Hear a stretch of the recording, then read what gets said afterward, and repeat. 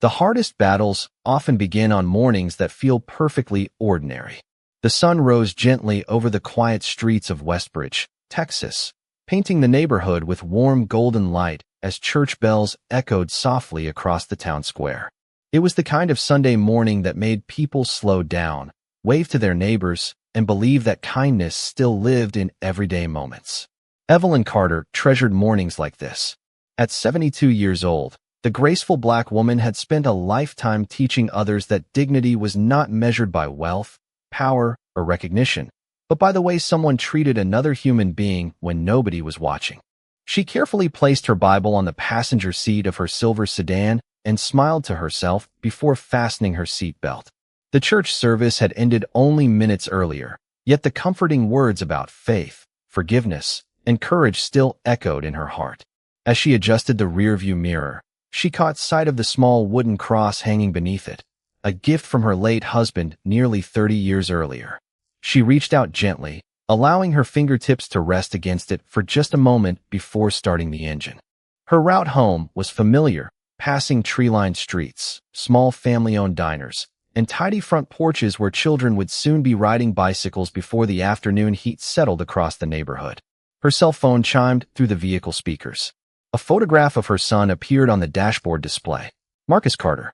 She answered with a smile that instantly softened every line on her face. His calm voice carried the quiet confidence she had always admired. He apologized for missing church because of a delayed flight and promised he would arrive within minutes.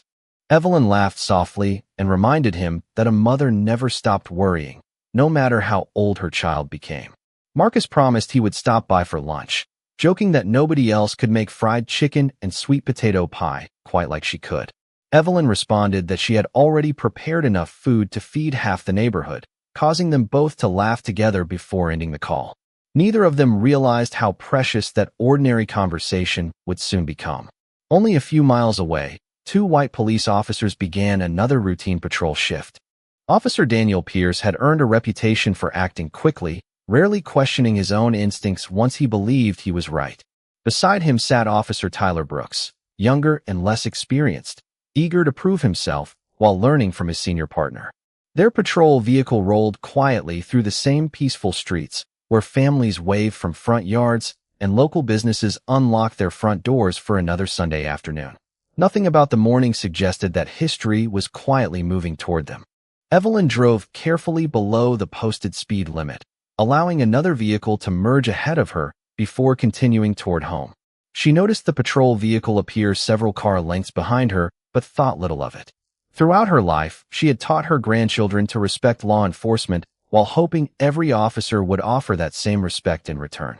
She could not know that the ordinary drive home she had made countless times before would soon become the moment that forever changed her family, challenged an entire department, and reminded an entire community that the smallest assumptions can carry the heaviest consequences.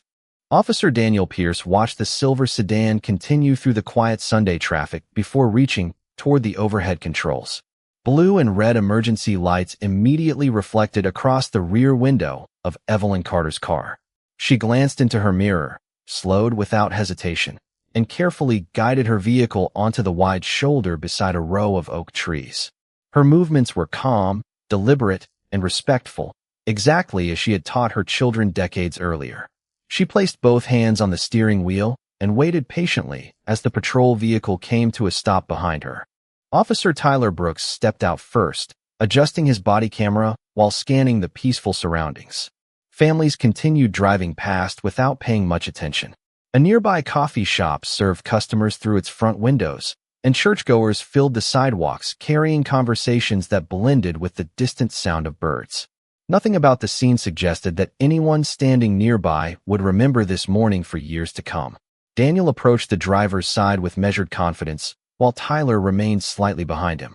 Evelyn lowered her window before either officer spoke. "Good morning, officers," she said warmly. "How may I help you today?" Daniel studied her face for a brief moment before asking for her driver's license, registration, and proof of insurance. Evelyn nodded politely. Of course. She informed him where each document was located before reaching slowly into her purse and glove compartment. Her hands never rushed, and her voice never changed. Daniel accepted the documents without returning her friendly greeting. He examined each card carefully before walking back toward the patrol vehicle. Tyler glanced once more toward Evelyn, noticing the Bible resting on the passenger seat and the small wooden cross hanging beneath the rearview mirror. Neither item seemed unusual, yet something about the quiet dignity inside the vehicle contrasted sharply with the growing tension outside. Inside the patrol car, Daniel entered Evelyn's information into the computer. The screen displayed a valid driver's license, current registration, active insurance, and a completely clean driving history stretching back decades. Tyler leaned closer to the monitor. "Everything checks out," he said quietly. Daniel frowned without looking away from the screen. "Something still feels off." Tyler hesitated before responding. Maybe she was just leaving church like everyone else. Daniel closed the computer and stepped back outside. Evelyn remained exactly where she had been, hands resting lightly on the steering wheel, patiently waiting. "Ma'am," Daniel began, "have you had anything to drink this morning?" Evelyn blinked with visible surprise, but answered without irritation. "Only coffee after church." Daniel asked several more questions that seemed unrelated to any traffic violation. Evelyn answered each one honestly and respectfully, never raising her voice or showing anger. She even smiled gently when she explained that she was driving home to prepare lunch because her son had promised to visit after returning from a business trip. Tyler quietly observed the exchange, increasingly uncomfortable with the direction the conversation had taken. There had been no speeding, no reckless driving, and no indication that Evelyn had violated any law. Yet Daniel continued searching for a reason to justify the stop. A notification suddenly appeared on the patrol computer from dispatch, reminding all units that several visiting military representatives would be arriving in Westbridge later that afternoon for a community event honoring veterans. Tyler read the message before looking back toward Evelyn's quiet sedan. He could not explain why, but an uneasy feeling settled over him. Sometimes the smallest decisions made during the calmest mornings carried consequences far greater than anyone could imagine, and this Sunday had only just begun. The questions continued long after every reasonable answer had already been given. Evelyn Carter remained patient, answering each inquiry with the quiet grace that had carried her through decades of life. She spoke respectfully, never interrupting, never raising her voice, and never allowing frustration to replace courtesy. Officer Daniel Pierce, however, seemed increasingly determined to find an explanation that the evidence refused to provide. Officer Tyler Brooks shifted uneasily beside the patrol vehicle, glancing between his partner, the elderly woman, and the passing Sunday traffic. Everything about the situation felt increasingly disconnected from the peaceful morning surrounding them. Church families continued driving home. Cyclists passed along the opposite side of the street. A nearby flag fluttered gently outside a veterans memorial. The world continued moving while an unnecessary confrontation quietly grew heavier. Daniel finally asked Evelyn to step out of her vehicle. She looked at him with visible confusion, but immediately complied. Before opening the door, she calmly informed the officers that she was unfastening her seatbelt and reaching for the door handle. She exited carefully, standing beside her sedan with both hands visible. The warm Texas sun illuminated the silver strands of her hair as a light breeze moved through the oak trees overhead. Tyler noticed that she appeared slightly tired after the church service and wondered privately why the stop had not already ended. Daniel continued asking questions that no longer seemed connected to driving. Evelyn answered each one honestly before softly asking a question of her own. "Officer, have I done something wrong?" Daniel paused for only a moment before responding that they were continuing their investigation. His words offered little explanation. Evelyn nodded gently, choosing patience over argument. She quietly mentioned that her son would likely be arriving soon because they had planned to share Sunday lunch together. Daniel showed little reaction, while Tyler glanced once more toward the patrol computer inside their cruiser. Dispatch traffic continued flowing across the radio. Units checked on minor traffic incidents. Officers acknowledged routine calls. The peaceful rhythm of an ordinary Sunday remained unchanged. Then, without warning, the atmosphere shifted. A sudden medical emergency interrupted the conversation. Evelyn's expression changed as she appeared to lose her balance. Tyler immediately stepped forward with concern, while Daniel called for emergency medical assistance over the radio. The quiet roadside became filled with urgent voices requesting paramedics instead of asking more questions. Passing motorists slowed, unsure what had happened. Within moments, emergency responders arrived and began providing medical care, while both officers stepped back to give them room to work. The professionals moved quickly, communicating calmly as they did everything they could. Despite every effort, the atmosphere gradually changed from urgency to heartbreaking silence. Tyler lowered his head, unable to fully process what had unfolded before his eyes. Daniel stood motionless beside the patrol vehicle, his earlier certainty replaced by disbelief. The morning that had begun with church bells and quiet conversations had become something no one present could ever forget. As the ambulance remained at the roadside, a dark pickup truck turned onto the street and slowed after noticing the emergency vehicles ahead. The driver immediately recognized the silver sedan parked on the shoulder. His heart sank before the truck had even come to a complete stop. Marcus Carter stepped out wearing a simple dark jacket and blue jeans, expecting nothing more than Sunday lunch with his mother. Instead, he found a scene wrapped in silence, unanswered questions, and faces that revealed a truth no son is ever prepared to confront. Marcus Carter closed the truck door with deliberate calm, yet every step toward the roadside felt heavier than the last. The flashing emergency lights reflected across his windshield as though time itself had slowed to force him to absorb every painful detail. He saw the familiar silver sedan first. Then he noticed the Bible resting on the passenger seat through the window, exactly where his mother always placed it after church. Beyond the vehicle stood two white police officers whose expressions had changed from authority to uncertainty. Nearby, emergency responders quietly gathered their equipment with respectful professionalism. Marcus did not run. Years of military service had taught him that rushing toward tragedy never changed what had already happened. Instead, he walked forward with measured steps, his face composed despite the storm building behind his steady eyes. Officer Tyler Brooks noticed him first. "Sir," he began gently, "are you a family member?" Marcus stopped only a few feet away and answered in a calm voice that somehow carried across the silent roadside. "I am her son." The words settled over everyone present like a weight no one could ignore. Tyler lowered his gaze for a brief moment before quietly expressing his condolences.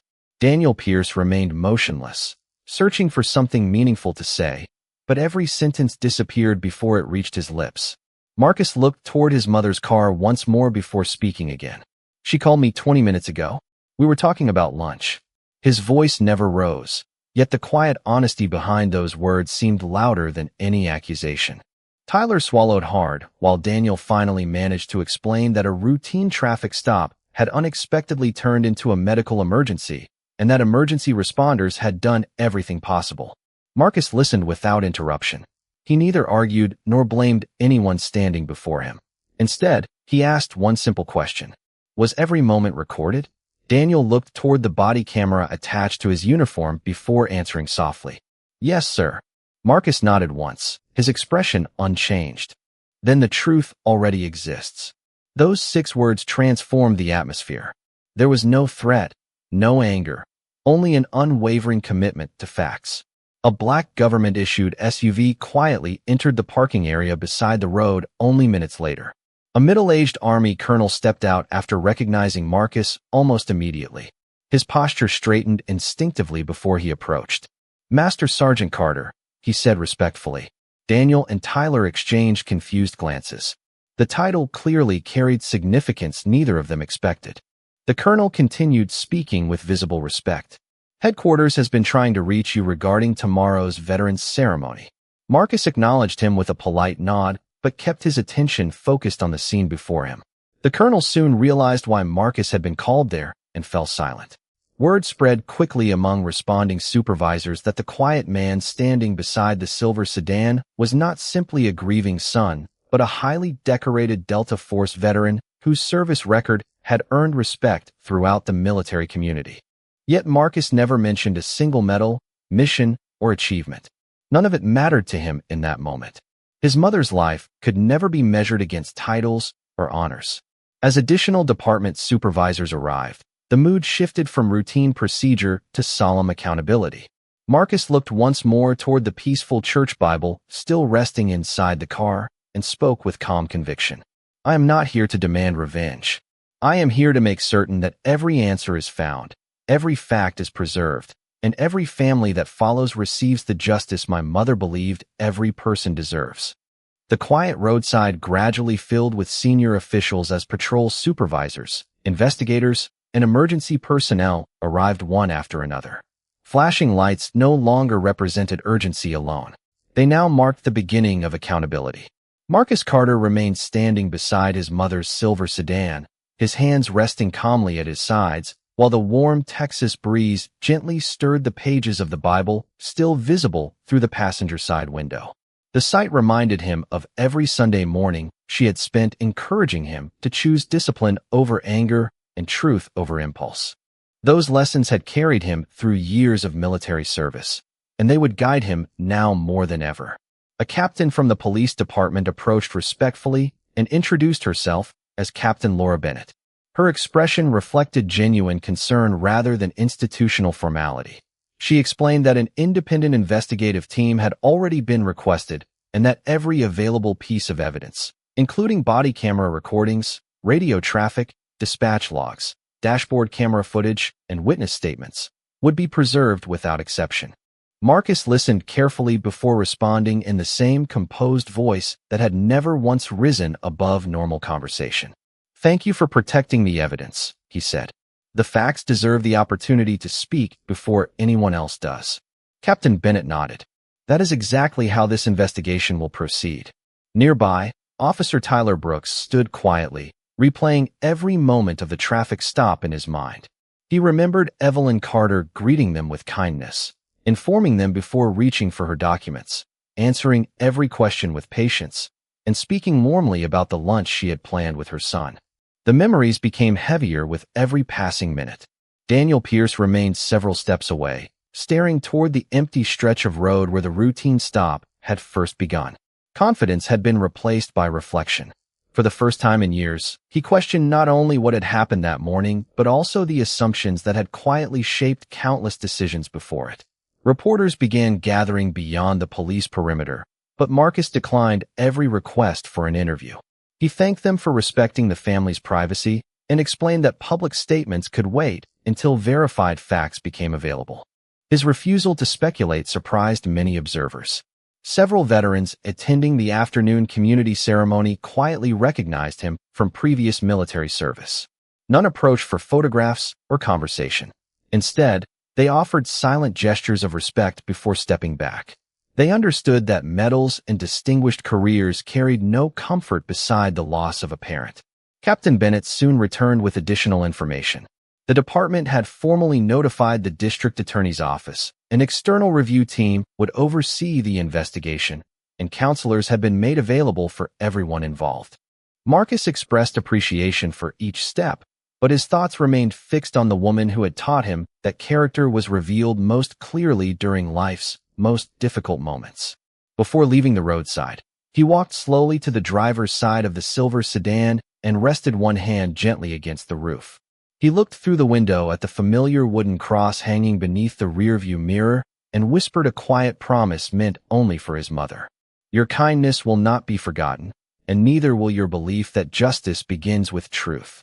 As the afternoon sun slowly drifted across the Texas sky, everyone present sensed that the story unfolding before them would not be remembered because of rank, reputation, or headlines.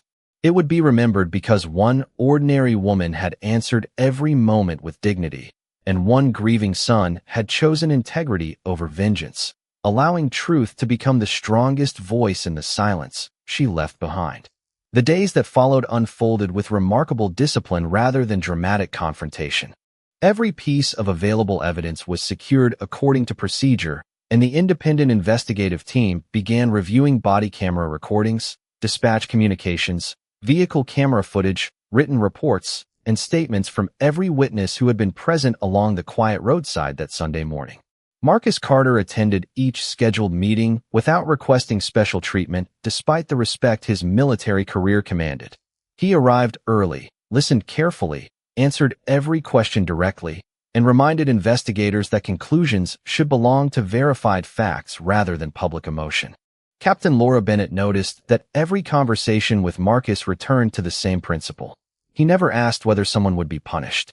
He asked whether every detail would be examined honestly. That distinction quietly changed the tone inside every conference room.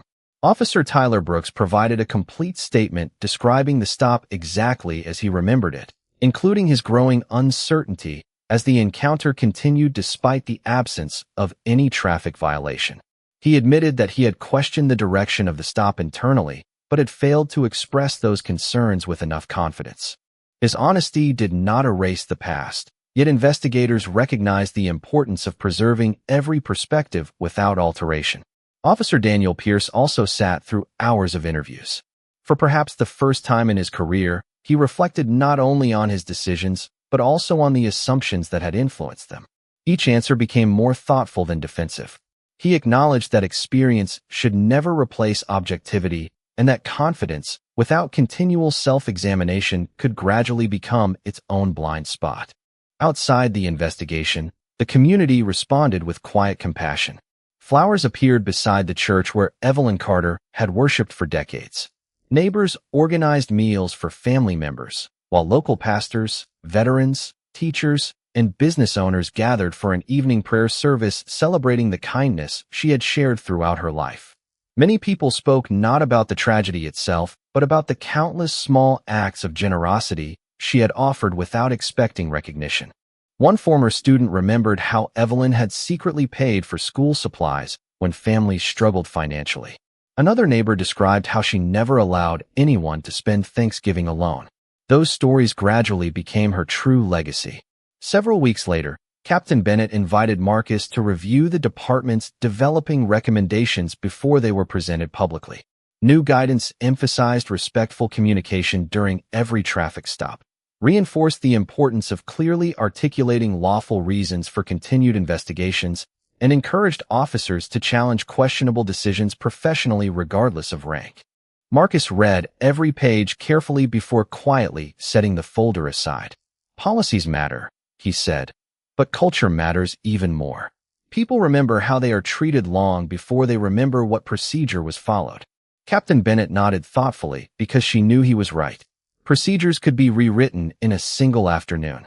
Trust required years of consistent actions. As Marcus left the meeting, he paused beneath the American flag outside headquarters and looked toward the evening sky. He thought about his mother's final conversation, her gentle laughter, and the lunch that would never happen. The grief remained, but it no longer stood alone. Beside it now lived purpose. Evelyn Carter had always believed that dignity was contagious when someone chose it first, and Marcus quietly resolved that every step forward would honor that belief, proving that even after profound loss, truth could still become the strongest foundation upon which lasting justice was built. Several months after the investigation began, the independent review reached its conclusion with a level of transparency the Westbridge community had rarely witnessed. Every interview, every recording, every dispatch log, and every written report had been examined by investigators from outside the department. The findings acknowledged that Evelyn Carter had committed no traffic violation and that the prolonged stop had been influenced by poor judgment, unnecessary escalation of suspicion, and failures to recognize when the encounter should have ended. Although the medical emergency itself could not be undone, the review concluded that the incident exposed serious weaknesses in decision-making, communication, and supervisory culture. The department publicly accepted the findings instead of attempting to minimize them. Officer Daniel Pierce was informed that he would no longer continue in his previous assignment while the department imposed disciplinary action consistent with the investigation's conclusions. Officer Tyler Brooks received corrective measures that recognized both his cooperation and his failure to challenge decisions more firmly when his instincts told him something was wrong. Tyler accepted the outcome without argument. He admitted that remaining silent had become a lesson he would carry for the rest of his career. Marcus Carter attended the public announcement quietly, sitting with family members in the front row while community leaders, clergy, veterans, and neighborhood residents filled the meeting hall. Television cameras recorded every statement, yet Marcus never sought the microphone. He believed the report belonged to the truth rather than to personal emotion. After the chief of police concluded the department's formal response, Captain Laura Bennett approached Marcus privately. "The findings cannot return your mother," she said softly. Marcus looked toward the audience where neighbors continued embracing one another before answering. "Nothing ever will. But honesty gives her memory the respect she deserved." Across the room, Daniel Pierce slowly approached Marcus. The confident officer from that Sunday morning appeared almost unrecognizable. His shoulders were lower, his voice quieter, and his eyes carried the weight of months spent confronting difficult truths about himself. He stopped several feet away before speaking. "Master Sergeant Carter, I know there are no words that can repair what your family has endured. I cannot ask you to forgive me. I only wanted you to know that I have spent every day wishing I had listened more carefully instead of assuming I already understood everything in front of me." Marcus studied him for a long moment before replying. "My mother believed that character is measured by what a person does after discovering they were wrong. The rest of your life will answer the apology better than any sentence spoken today." Daniel nodded silently, understanding that redemption would never arrive through promises alone. It would require years of different choices. As people slowly departed the meeting hall, Tyler remained behind, helping volunteers stack chairs and clean the room without being asked. Marcus noticed the quiet gesture, but said nothing. Some changes announced themselves with speeches. Others appeared only through simple acts repeated consistently over time. Walking toward the parking lot beneath the fading Texas sunset, Marcus realized that justice had never been about watching someone fall. It had always been about helping a community stand back up together, guided by truth, strengthened by accountability, and reminded that every badge, every uniform, and every title carried its greatest purpose only when matched by humility, fairness, and respect for every human life. 1 year later, the memory of that quiet Sunday morning had become something larger than a single investigation. The changes that followed continued shaping Westbridge in ways few people had expected. New officers arriving at the department no longer studied the case as a collection of policies alone. They studied it as a lesson about humanity. During orientation, instructors reminded every recruit that respect could never depend upon appearance, age, race, clothing, or assumptions. Every citizen deserved to be treated with dignity from the very first conversation until the final goodbye. Captain Laura Bennett insisted that every training session include one simple question before officers discussed procedures. What does the person standing in front of you deserve? The answer never changed. Respect, fairness, patience, professionalism. Those words gradually became more than classroom material. They became daily expectations.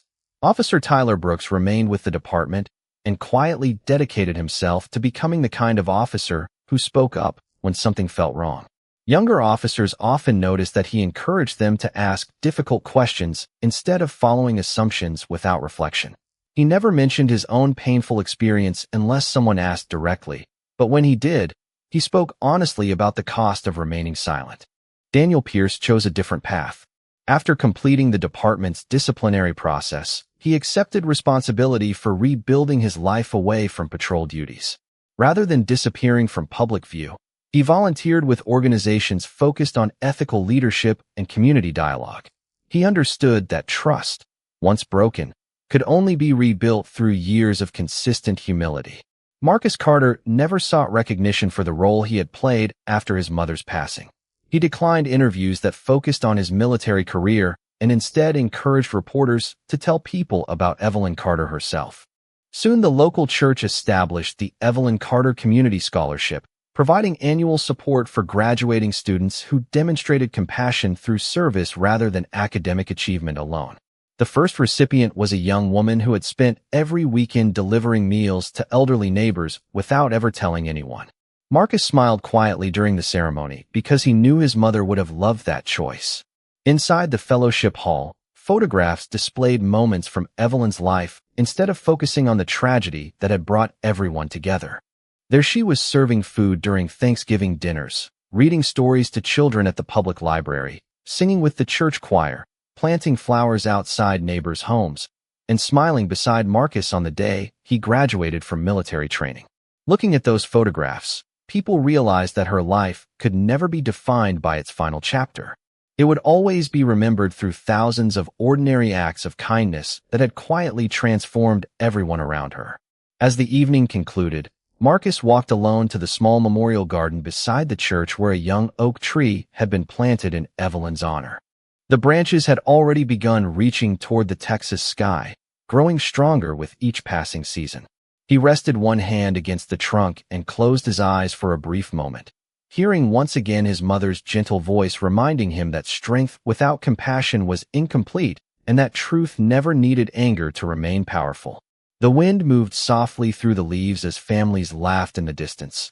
Children played across the church lawn, and neighbors greeted one another with genuine warmth. In that peaceful moment, Marcus understood that the greatest victory had never been proving who was right. It had been ensuring that one woman's quiet dignity continued teaching an entire community how justice begins with the simple decision to see every human being with equal worth. The years continued moving forward, yet the lessons born from one quiet Sunday morning never faded from the heart of Westbridge.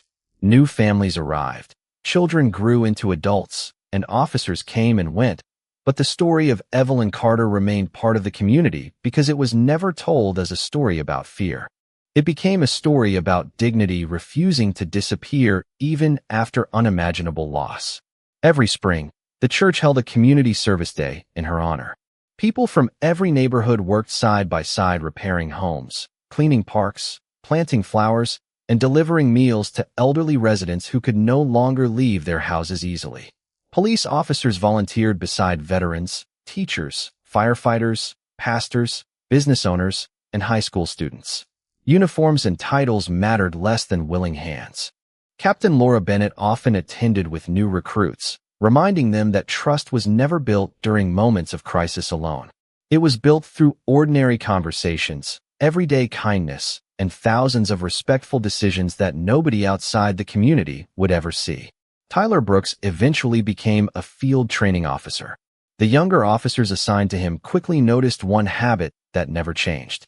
Before every shift, he quietly reminded them to slow down long enough to see the person before seeing the situation. Some thought those words sounded simple until they experienced how easily assumptions could replace observation.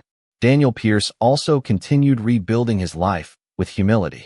He accepted invitations to speak at ethics seminars, never attempting to defend his past decisions or shift responsibility onto anyone else. Instead, he described how certainty without self-examination could gradually become one of the greatest dangers any public servant faced.